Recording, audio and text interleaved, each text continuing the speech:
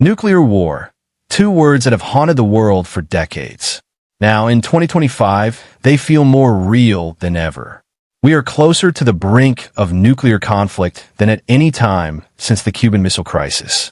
But this time, the flashpoint may not be the Caribbean. It could be in the heart of Europe.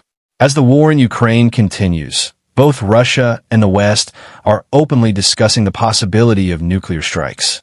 Tensions are rising, military strategies are shifting, and experts warn that the first strike might not come with a declaration of war, but with a mushroom cloud. This is not fiction, and it's not about creating unnecessary fear. It's a chilling reality that Europe is facing. So what would happen if nuclear war broke out? The truth is even more terrifying than most people realize. Let's take a closer look at what's at risk. How a single tactical strike could set off a chain reaction of destruction, how prepared Europe is or isn't, and what the global fallout might be in the days, weeks, and years following the first bomb. Today's nuclear weapons are more compact, often weighing only hundreds of pounds, yet they have the potential to kill millions. The main nuclear threat to Europe comes from Russia. Some of Russia's nuclear weapons are over 50 times more powerful than those dropped on Hiroshima and Nagasaki. Like the US and China, Russia has a nuclear triad. This means it can launch nuclear weapons from land-based silos and mobile missile systems, from the air using strategic bombers like the T-22M, and from its nuclear-powered submarine fleet. Russia also has more nuclear warheads than all of NATO's nuclear-armed allies combined. As of 2022, Russia was estimated to have 5,500 nuclear warheads, of which about 1,500 have been retired. Around 1,588 are deployed, with 2,889 in reserve. In comparison, the U.S. has around 5,044 nuclear warheads, with 1,336 retired, 1,770 deployed, and 1,938 in reserve. The UK has about 225 active nuclear warheads, with 60 deployed and 120 in reserve, while France has around 290, mostly deployed except for 10 in reserve. Without the US involved, Europe faces a significant disadvantage, with roughly 10 times fewer nuclear warheads compared to Russia. While the combined 470 nuclear warheads of the UK and France would cause devastating damage to Russia, even if Russia used only half of its nuclear arsenal on Europe, saving the rest for the US, Russia's numerical advantage would likely lead to far worse destruction in Europe. This disadvantage is made worse by Europe's compact geography and dense population centers, which would amplify the impact of any nuclear strikes. However, this scenario assumes that all of these nuclear weapons work as expected. The majority of the world's nuclear arsenal still consists of Cold War-era weapons.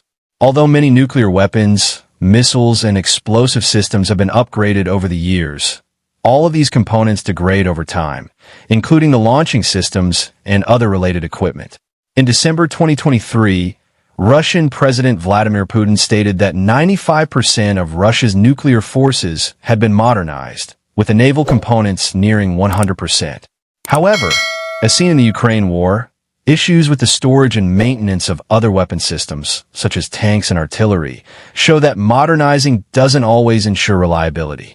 The U.S. has also faced challenges with its older nuclear systems, such as the failed test of a Minuteman III intercontinental ballistic missile, ICBM, in November 2023. Another concern is the possibility that launched nuclear weapons could be intercepted by opposing air defense systems. However, it remains overly optimistic to assume this could be reliably done on both the Russian and NATO sides, particularly for ICBMs. The U.S. military does have the technical ability to shoot down an ICBM, but the process is complex, imperfect, and continually evolving. The defense system relies on a layered network of interceptors designed to detect, track, and destroy incoming ballistic missiles at various stages of their flight. Success is far from guaranteed and depends on numerous variables. The U.S. missile defense architecture, which largely protects Europe, consists of a network of sensors, command and control systems, and interceptors. This includes the ground-based mid-course defense system, the Aegis ballistic missile defense system, the terminal high altitude area defense, THAAD, and space-based sensors that are still under development. This layered approach aims to improve the likelihood of successful interception, since any single interceptor has a chance of failure. The missile defense system is primarily designed to defend against limited attacks from countries like North Korea or Iran, not from a full-scale missile barrage by Russia or China. The sheer number of missiles in a large-scale attack, combined with advanced countermeasures, would almost certainly overwhelm the system. In the case of a limited exchange of tactical nuclear weapons, NATO's air defenses could offer Europe some protection. However, if a large-scale missile barrage were to occur, Europe would be in significant danger.